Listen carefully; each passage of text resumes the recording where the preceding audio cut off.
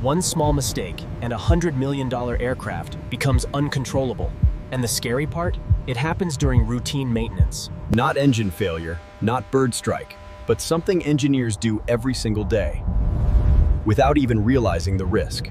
Every aircraft goes through hundreds of checks: hydraulics, sensors, fuel systems. But here's where things get dangerous. The most dangerous mistake in aircraft maintenance is not detecting a wrong installation. It's believing everything is installed correctly. A single sensor installed slightly loose, a cable connection not fully locked. On the ground, nothing happens. In the sky, everything changes. Because at 35,000 feet, vibration increases, pressure increases, and every hidden mistake becomes active. A wrong signal from one sensor can mislead the cockpit system. Not because engineers are careless, but because humans get tired.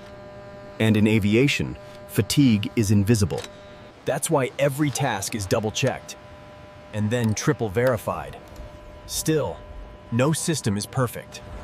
Because aircraft don't fail instantly. They fail silently first, and silence is the most dangerous warning. So next time you see a plane flying, remember, it's not just flying, it's being held together by perfection.